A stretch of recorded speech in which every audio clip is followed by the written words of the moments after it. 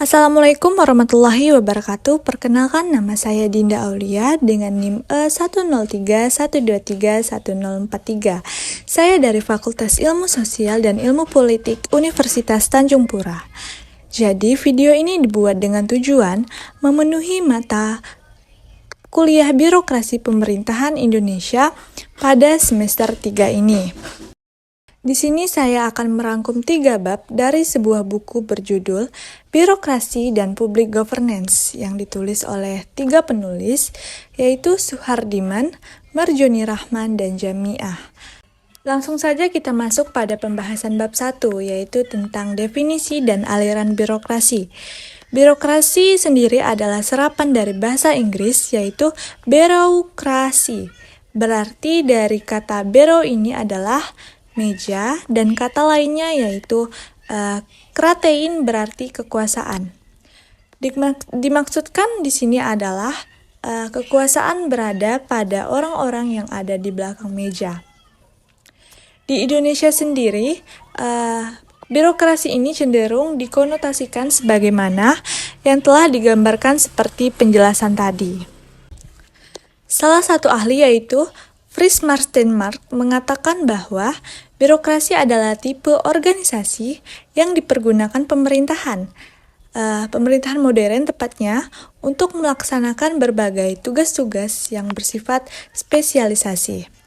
Dilaksanakan dalam sistem administrasi yang khususnya diatur oleh para aparatur pemerintahan. Dari beberapa tokoh tersebut, ada beberapa tokoh yang memandang birokrasi ini dengan 3 cara, yaitu ada yang memandang birokrasi sebagai makna positif, ada juga yang memandang birokrasi sebagai makna negatif, dan juga ada yang melihatnya secara netral atau bisa disebut value free. Yang pertama kita akan membahas birokrasi dalam makna positif. Di sini diartikan sebagai birokrasi legal rasional yang bekerja secara efisien dan efektif, yang mana artinya birokrasi ini dibutuhkan baik oleh negara maupun oleh rakyat. Selanjutnya ada makna negatif. Diartikan sebagai birokrasi yang penuh penyakit atau bisa juga disebut patologi. Jadi penyakit dalam birokrasi itu adalah seperti pemborosan, tidak efisien dan tidak efektif, korupsi, dan lain-lainnya. Dengan kata lain, birokrasi adalah penindas atau penghisap bagi kaum yang lemah atau kaum yang miskin dan hanya membela kepentingan orang-orang yang mempunyai kekuasaan atau orang-orang yang kaya. Yang ketiga ini dalam makna netral, diartikan bahwa birokrasi adalah keseluruhan pejabat negara pada cabang eksekutif, atau juga bisa diartikan sebagai setiap organisasi yang berskala besar. Nah, selanjutnya kita akan masuk ke pembahasan beberapa aliran pemikiran tentang birokrasi. Aliran pemikiran tentang birokrasi ini juga dikenal dengan istilah teori. Dalam ilmu politik, terdapat beberapa teori yang umum atau teori yang menonjol dalam membentuk birokrasi di berbagai negara.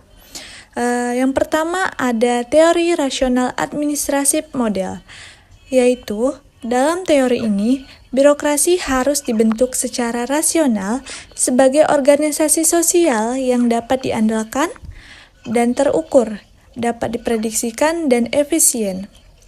Penciptaan birokrasi secara rasional ini adalah tuntutan demokratisasi yang mensyaratkan diimplementasikannya law enforcement dan legalisme formal dalam tugas-tugas penyelenggaraan negara. Selanjutnya yaitu ada teori power block model. Ini pemikiran bahwa birokrasi adalah merupakan penghalang atau blok rakyat dalam melaksanakan kekuasaannya. Oleh karena itu, para pemikir teori ini mengusulkan adanya revolusi politik, yang mana hal ini dapat dilakukan dengan mengurangi sedikit mungkin kekuasaan birokrasi dan memperketat pengawasan oleh politisi sebagai wakil rakyat. Selanjutnya yang ketiga ada teori Bureaucratic Oversupply Model. Teori ini pada intinya menyoroti kapasitas organisasi birokrasi yang dipandang terlalu besar atau too large, terlalu mencampuri urusan rakyat atau mengkonsumsi terlalu banyak sumber daya.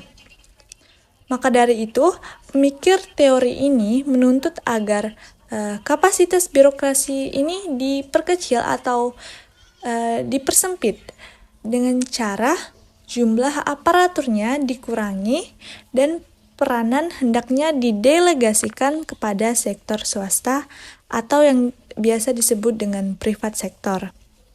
Selanjutnya yang keempat yaitu ada teori New Public Service, yaitu menurut teori ini bagaimanapun juga birokrasi merupakan organisasi yang memiliki peranan dan corak kerja yang berbeda dengan sektor swasta, sehingga peranannya tidak mungkin digantikan dengan organisasi swasta atau private sector. Baik, demikian penjelasan bab 1 tadi. Sekarang kita akan masuk ke bab 2 tentang pemikiran Weber mengenai birokrasi. Nah, pemikiran Weber tentang birokrasi ini diawali dengan pemahaman Weber tentang sifat-sifat manusia dan pengaruhnya bagi kehidupan sehari-hari. Pemikiran pertama Weber ini dikenal dengan kata social action, di mana social action mengatakan bahwa semua aktivitas manusia ini digerakkan oleh maksud-maksud tertentu. Oleh karena itu, maksud dan motivasi di belakang aktivitas itu harus dapat dipahami dan harus dapat dimengerti. Selain itu, Max Weber mempunyai pemikiran bahwa birokrasi ini adalah anggapan bahwa semua aktivitas dalam kehidupan manusia itu berkelompok atau membentuk sebuah organisasi. Oleh karena itu harus berdasarkan pada aturan-aturan yang jelas. Sebab sebuah negara atau sebuah organisasi itu harus berdiri berdasarkan hukum. Dan setiap anggota organisasi itu harus mematuhi hukum yang diberlakukan atau harus mematuhi otoritas legal. Ada banyak sekali kritik yang ditujukan kepada Weber ini tentang pemahamannya. Kritik-kritik terhadap karya Weber tersebut salah satunya dikatakan oleh Talcott Parsons bahwa staf administrasi yang dimaksud Weber itu didefinisikan sebagai yang memiliki keahlian profesional dan juga hak untuk memerintah. Atribut-atribut itu dapat memunculkan konflik di dalam birokrasi karena tidak mungkin untuk memastikan bahwa posisi yang tinggi dalam hierarki otoritas akan diiringi oleh keterampilan profesional yang sepadan. Lalu timbul lagi persoalan bahwa bagi anggota organisasi, siapa yang harus dipatuhi? Orang yang memiliki hak untuk memerintah atau orang yang memiliki keahlian yang hebat? Nah, di sini terdapat kritikan terhadap pemahaman Weber tersebut. Jadi, kritik tersebut bisa disimpulkan atau dirangkum dalam beberapa kategori, yaitu pertama ada tentang struktur yang berjenjang, tentang spesialisasi unit atau bentuk birokrasi yang mirip militer, dan adanya penekanan aspek legalitas. Dari kritik-kritik yang muncul terhadap karya Weber tentang birokrasi legal rasional tersebut, bisa kita simpulkan bahwa pada hakikatnya perbedaan pendapat antara Weber dan pengkritiknya mencakup dua tema, yaitu pertama ada tema tentang mempersoalkan validitas empirik baik historis maupun prediksi, yang mana ulasannya tentang sifat dan perkembangan administrasi modern.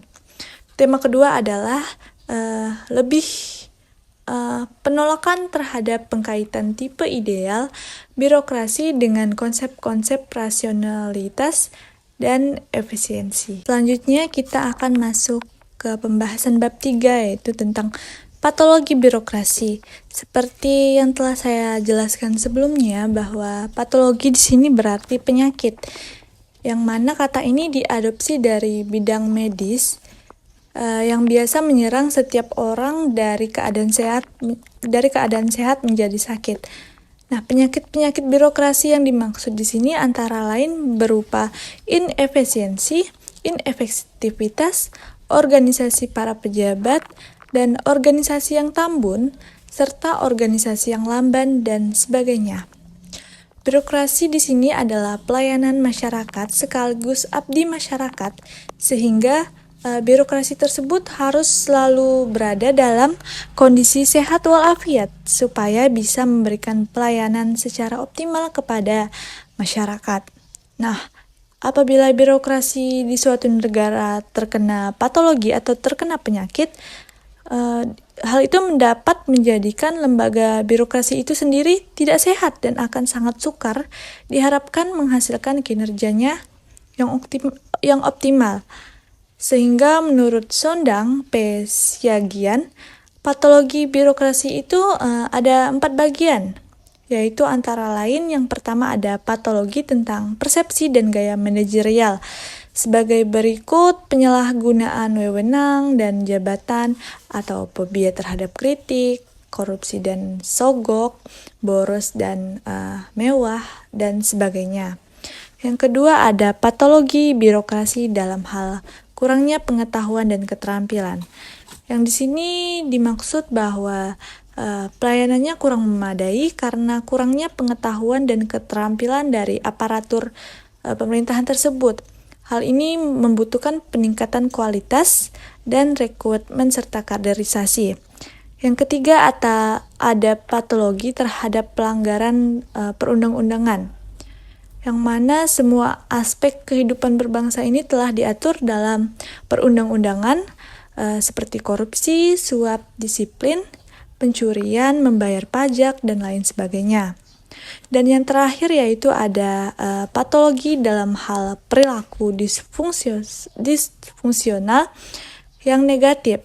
Maksudnya di sini seperti birokrasi yang berperilaku sombong atau berbelit-belit, acuh tak acuh. Seharusnya setiap aparat birokrasi itu memenuhi 3 syarat, yaitu ada pengetahuan, skill, dan etika.